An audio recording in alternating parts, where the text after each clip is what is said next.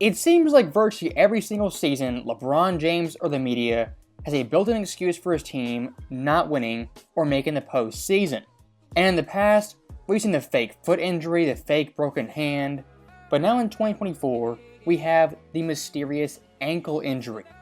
And I call it mysterious for a couple of reasons. First off, this injury only flares up on back-to-backs, or the occasional big-time primetime matchup for, say, fellow superstar like Giannis. And missing these big-time primetime matchups, that's why the NBA is losing money, losing viewership every single season.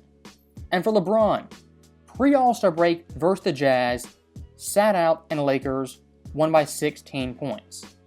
A few days after that, in the actual All-Star game, load managed only playing the first half.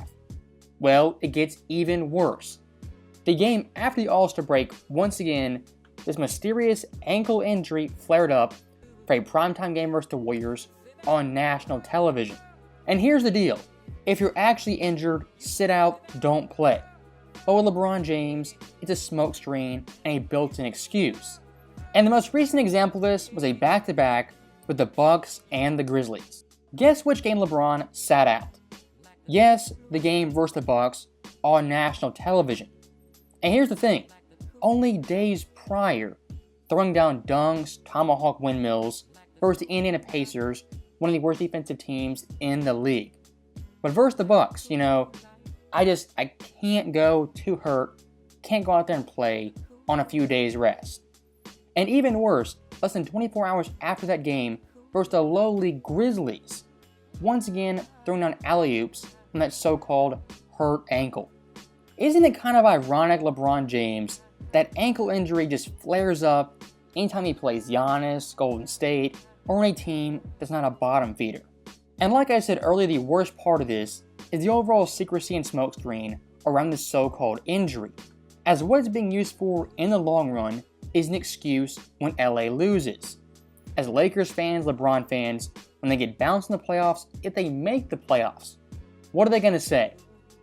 Well, LeBron, he was hurt, had that ankle, wasn't 100%, and he's almost 40. Now, looking on the positive side, this fake ankle injury, LeBron ducking Giannis, it's done one thing all of us are grateful for, and it's exposed the no-help narrative that's been going on all season. The Lakers minus LeBron, even Anthony Davis some games, have been great versus top contenders. Of course, beating the Bucks twice, and Boston in Boston. Even with the Lakers winning pivotal games minus LeBron James, ESPN and the NBA media still call his supporting cast doo-doo and absolute trash. Now, look at the last 10 games of LeBron's supporting cast. Tell me if this team is really that bad. Anthony Davis, 23 points, 15 boards, 4 assists, and 2 blocks. D'Angelo Russell, 21.7 assists on 44-47 and 93 splits. Austin Reeves, nearly 20 points per game, 6 boards, 6 assists on 46% shooting. Then someone like Rui, 18 points per game on impeccable shooting splits. Those 4 players right there are legit great NBA players. And even past that, role player guys like Dinwiddie, Taurean Prince, and eventually Vanderbilt. All those guys are double-digit scorers on any given night. The fact the Lakers are 7, 8 guys deep, possibly 9 guys deep, and still ESPN Kendrick Perkins will call the supporting cast doo-doo. It exposes them beyond belief. And if you watch the Lakers minus LeBron James compared to with LeBron James, without him on the court, a more cohesive unit, more team basketball, and not focus on one guy pounding the ball 24/7. Lakers without LeBron James on offense have an offensive rating of 116.6. The Lakers on the season with LeBron James are 116.0. Offensively speaking, the Lakers minus LeBron James, there's little or no drop-off. And of course, defensively, with LeBron playing free safety guarding no one, obviously they get better in that department. If LeBron and the Lakers win another championship run, another deep playoff run, it's pretty simple what has to happen. LeBron James sacrificed his shots and touches for the betterment of the team. But like we've seen numerous times in the past decade, even 15 years ago, LeBron James, the individual, will never take a step back, limit his shots, his touches, for the betterment of the team. I mean, back with the Heat, who's the guy who sacrificed, changed his game for the team's success? That was Dwayne Wade. Even Chris Bosh, who coming to Miami was a walking 20 and 10, by the end of it was a stretch 4 shooting threes and being a 3-and-D menace. I mean, Bosh and Wade totally changed their game for LeBron James. I mean, look at Cleveland, Kevin Love coming to the Cavaliers, much like Bosh, a walking 20 and 10. And just like CB, by the end of it, a stretch 4, stretch 5, shooting 5 threes per game. If you go through LeBron's career, Cleveland, Miami, even Los Angeles, guys like Kuzma, Ingram, Lonzo Ball, KCP, they had to change their games to fit LeBron and his own system and play style. Long story short, not really the greatest team player and leader who sacrifices for the betterment of the team. And looking through NBA history, guys like Tim Duncan, Magic Johnson, especially Jordan, even a Steph Curry, took steps back individually for the betterment of the team. And speaking of Steph Curry, the Lakers and Warriors right now are fighting for the 9th and the 10th seed. And here's the funny thing, looking at Steph's roster, compared to LeBron James, I mean, not even close to as great. But still the Warriors, 2.5 games back of the Lakers. I mean, look at Curry's roster. Klay Thompson, who has maybe 3 good games a month, 43% shooter. Kuminga, who yes, has taken tremendous strides, but far from a superstar or even star player at this point. Then Andrew Wiggins, the least improved player of 2024, who's fallen off a cliff to 13 points per game. And then the worst of all, Draymond Green, the walking technical foul, who can't go 2 weeks without assaulting someone. The fact Steph has the Warriors this close to LA, with that teammate gap being so drastic, and that speaks volumes to Steph and how valuable he is to his team. And of course, Golden State minus Steph, 1-5. Lakers minus LeBron James, 5-4.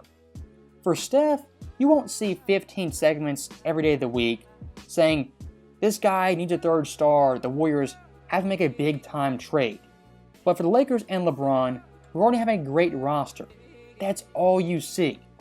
I mean, Jay Williams just yesterday blamed Steph Curry for Draymond getting ejected and being a psycho on the court.